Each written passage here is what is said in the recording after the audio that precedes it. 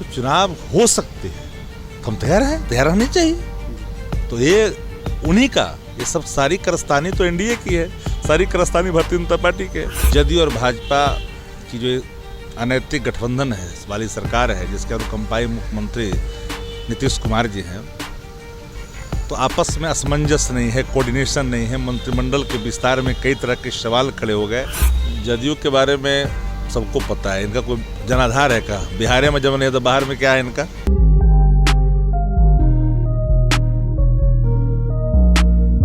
नमस्कार, स्वागत है आपका भारत लाइव में। मैं हूं आपके साथ विशाल यादव। नेता प्रतिपक्ष तेजस्वी यादव सत्ता पक्ष को घेरने के लिए पूरी तैयारी कर ली है। इसके बाकायदा कल बैठक हुई है, रणनीति बनी है, किन किन मुद्दों को लेकर के घेरा जाएगा।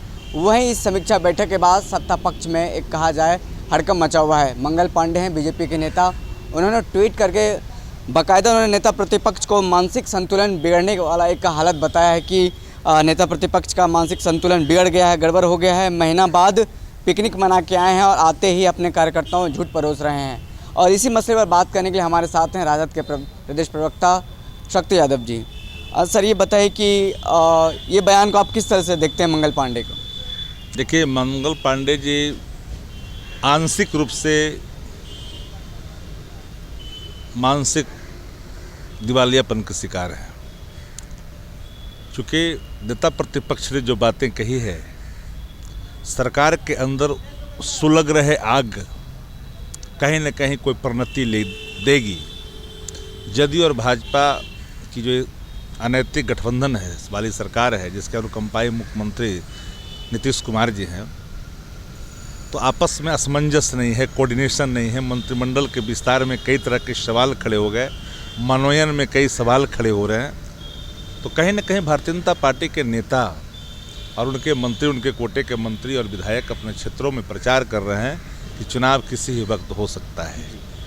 तो हम इन चीज़ों को भांप भी लिए हैं, इन चीज़ों को समझ भी रहे हैं कि भारतीय जनता पार्टी चाहती है एकाएक हम चुनाव में जाएं। तो निश्चित तौर पर हम तो पॉलिटिकल पार्टी हैं, इलेक्ट्रल पॉलिटिक्स में हम विश्वास रखते हैं, तो निश्चित तौर पर हम इन चीज़ों का सामना करने के तैयार हैं। 24/7 की स्थिति में रहती है पार्टियाँ, तो चुनाव हो सकते हैं, हम तैयार हैं, तैयार रहने चाहिए। तो ये उन्हीं का, ये सब सारी कारस्तानी तो एनडीए की है, सारी कारस्तानी भारतीय जनता पार्टी के। और भारतीय जनता पार्टी जो चाह रही है वो हो रहा है। अभी तक तो वही हो रहा है जो भारतीय जनता पार्टी चाहती है। सर, बंगाल चुनाव नज़दीक है, 2021 में बंगाल चुनाव होना है। आपकी रणनीति क्या रहेगी? एक तरफ जदयू है जो कि हो सकता है आने वाले दिनों में ममता के साथ मिल जाए, वो जिस तरह से बातें अभी सामने आ रही है। जदयू के बारे में सबको पता है, इनका कोई जनाधार है का? बिहार में जब नहीं तो बाहर में क्या है इनका? दिल लगाने के लिए कहीं अपनी बात करते रहते हैं, बैठ करके अपना परोसते रहते हैं, बनाते रहते हैं। कहीं पार्टी ऑफिस आ गए, मुख्यमंत्री यहाँ पर बैठक कर करके बंगाल के चुनाव में की बात करने लगे। अब लड़े थे झारखंड में ना, आप देखे थे ना कि लड़ेंगे, खिसियाल है, दुखी हैं, तो लड़ना चाह रहे हैं, बंगाल में लड़ लें जाके, कौन मना कर सकता है? हर पॉलिटिकल पार्टियों का अधिकार है अपने पार्टी का विस्तार करने का, जाके करें। राजद का इस पर क्या स्टैंड है? राष्ट्रीय जनता दल हम महागठबंधन में हैं, और राष्ट्रीय जनता दल की पहली प्राथमिकता होती है धर्मनिरपेक्ष मतों का विभाजन न हो, और मेरी कोशिश उसी दिशा में होता है, क्योंकि देश का कहीं ना कहीं डेमोक्रेसी खतरे में है। लालू जी ने 14 में भी कहा था और 15 में भी, इस देश में अगर भारतीय जनता पार्टी की सरकार आ गई तो देश कहीं ना कहीं लोकतांत्रिक रूप से कमज़ोर हो जाएगा। और आज सामने सब कुछ है, निजीकरण होगा संस्थाओं का, रेलवे निजीकरण हो रहे हैं, BSNL का खास्ता हाल है, इंडियन ऑयल कॉर्पोरेशन निजीकरण हाथ में चला गया, अब बची खुची अब तो अब देख रहे हैं किसान का भी निजीकरण होने जा रहा है। तो लालू जी ने जो 15 में कहा था वो बात खुल करके 2020 में 21 में खुल करके आ रही है। तो हम चीज़ों को देख रहे हैं, धर्मनिरपेक्ष मतों का विभाजन रोकना अति आवश्यक है देश के लोकतंत्र के हिसाब से।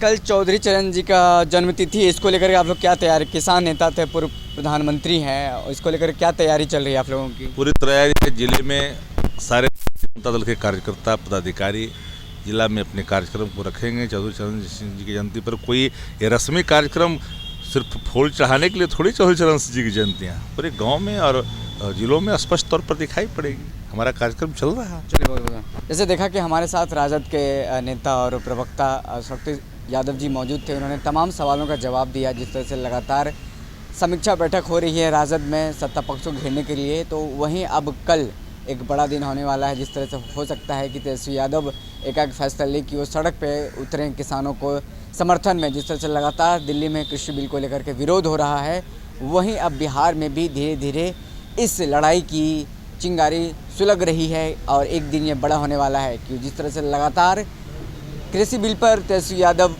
किसानों का समर्थन करते रहे हैं और केंद्र सरकार के बिल के खिलाफ जो मसला उठ रहा है, वहीं अब बिहार में भी आने वाले दिनों में देखने को मिल सकता है, जो शक्ति यादव के बयानों से हमें पता चला। धन्यवाद। अगर ये वीडियो पसंद आई और वह बिहार के राजनीति और बिहारियत से सरोकार रखेनी तो सब्सक्राइब बटन दबा के चैनल के सब्सक्राइब कर ली। ओजे एगो घंटी बा, ओकरा बटन दबा देला से कुल सटीक और मारक खबर रुआ मुफ्त में मिल जाई। अगर रुआ पत्रकारिता के हमनी के नया प्रयोग में सहयोग कर चाहतानी तो ज्वाइन बटन दबा दी। पेटीएम नंबर नोट कर ली 9386816700। धन्यवाद।